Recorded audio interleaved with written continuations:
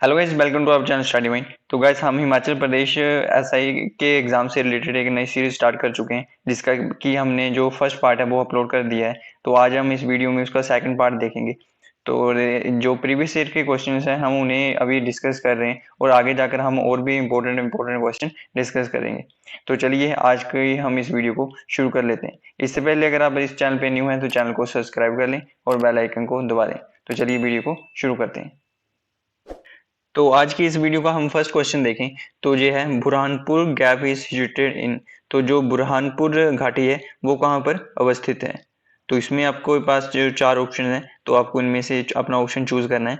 तो ये है विंध्या रेंज या फिर सतपुरा रेंज, अरावली रेंज या फिर नन ऑफ दीज।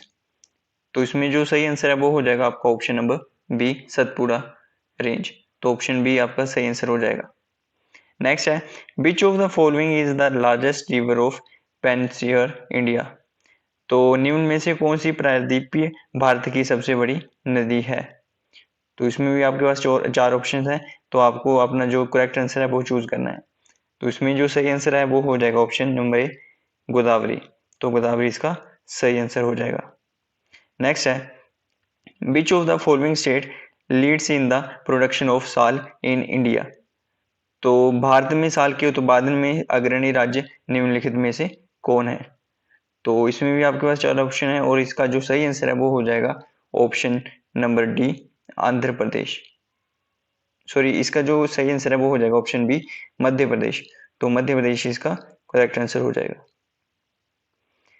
नेक्स्ट है the largest reserve of coal in India occurs in. तो जो भारत का सबसे बड़ा कोयला रिजर्व है वो कहाँ पाया जाता है। तो इसका जो सही आंसर है वो हो जाएगा ऑप्शन वी, दामोदर बेसिन। तो ये पाया जाता है दामोदर बेसिन में। तो ऑप्शन बी इसका सही आंसर हो जाएगा। नेक्स्ट है which of the following is the least irrigated state in India. तो निम्न में से कौन सा भारत का न्यूनतम सिंचित राज्य है।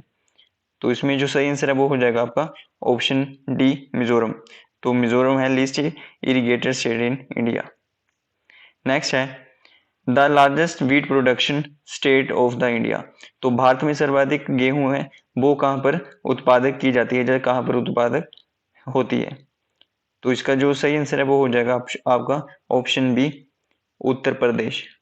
तो बी आपका सही आंसर हो जाएगा।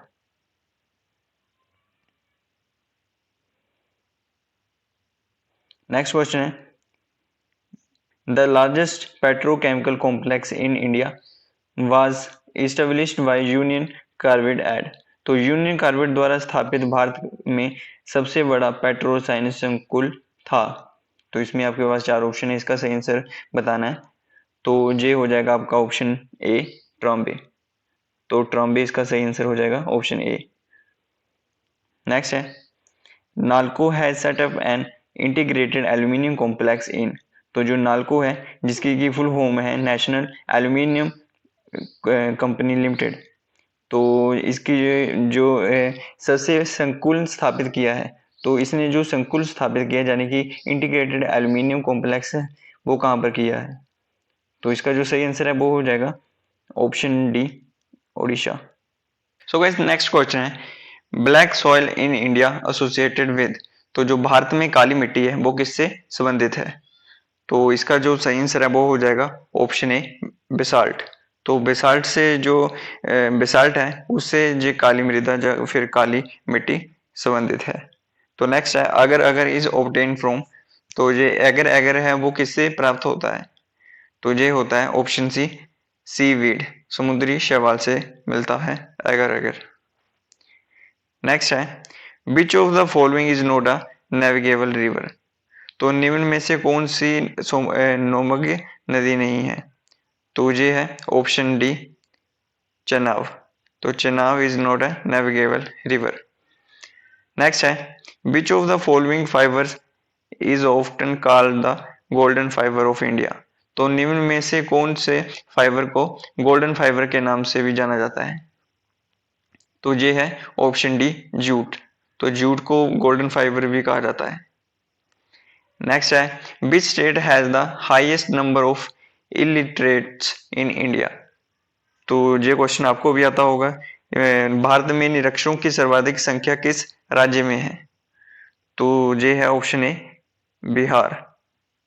तो बिहार इसका सही आंसर हो जाएगा। नेक्स्ट है which of the following is the pull factor that causes migration. तो निम्न में से कौन सा प्रभावी कारक है जिसके कारण प्रवसन होता है। तो इसमें जो सही आंसर है वो हो जाएगा ऑप्शन ए अनएम्प्लॉयमेंट या फिर बेरोजगारी। तो ऑप्शन ए इसका सही आंसर हो जाएगा। नेक्स्ट है which of the following religions in is the last to appear of the scene of India. तो भारत के मंच पर अंत में प्रकट होने वाला धर्म कौन सा था। तो ये हो जाएगा ऑप्शन डी सिख धर्म। Sikhism is the right answer. तो ऑप्शन डी इसका सही आंसर हो जाएगा। नेक्स्ट है which of the following states in India has the maximum Christian population. तो क्रिश्चियन की संख्या भारत में किस राज्य में सबसे अधिक है।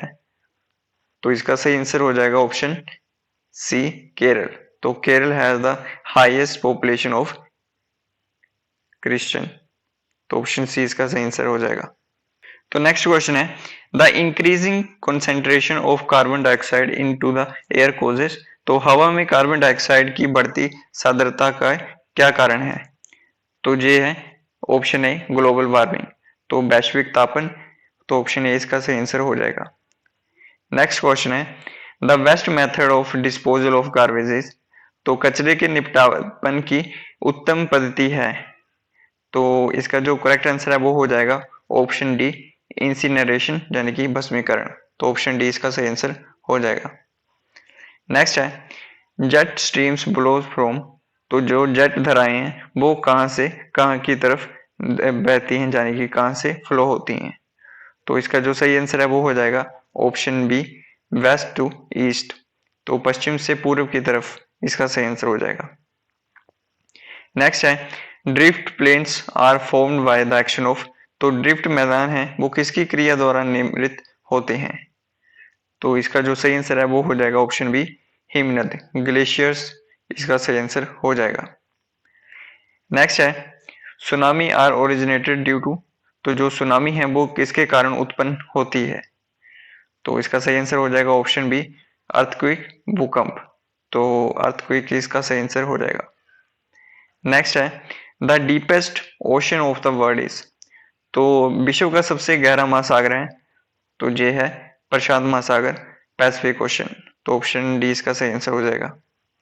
नेक्स्ट है how many members were initially there in the constituent assembly of India. तो भारत की संविधान सभा में प्रारंभिक रूप से कितने सदस्य थे। तो इसका सही आंसर हो जाएगा ऑप्शन ए 300। तो 300 सदस्य थे। नेक्स्ट है the concept of judicial review in Indian constitution has been taken from the constitution of. तो भारतीय संविधान में न्यायिक पुनरावलोकन की संकल्पना किसके संविधान से ली गई है। तो इसमें जो करेक्ट आंसर है वो हो जाएगा ऑप्शन ए यूएसए। तो यूएसए इसका सही आंसर हो जाएगा। सो गाइस नेक्स्ट क्वेश्चन है how does the constitution of India describe India as. तो जो भारत का संविधान है वो भारत को कैसे वर्णित करता है। तो इसमें भी आपके पास चार ऑप्शंस हैं। तो जो इसका करेक्ट आंसर है वो हो जाएगा option B union of states. तो राज्यों का संघ इसका सही आंसर हो जाएगा ऑप्शन बी। नेक्स्ट है which one of the following is human right as well as fundamental right under the constitution of India. तो निम्न में से कौन सा एक मानव अधिकार के साथ साथ ही भारतीय संविधान के अधीन मौलिक अधिकार भी है। तो जो इसका करेक्ट आंसर है वो हो जाएगा ऑप्शन डी शिक्षा का अधिकार राइट टू एजुकेशन।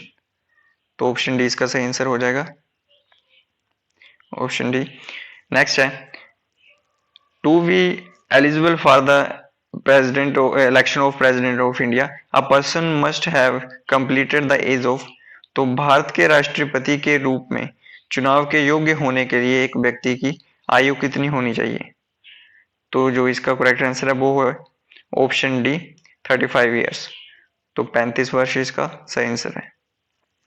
नेक्स्ट है who was the prime minister of India when the anti differential bill was passed.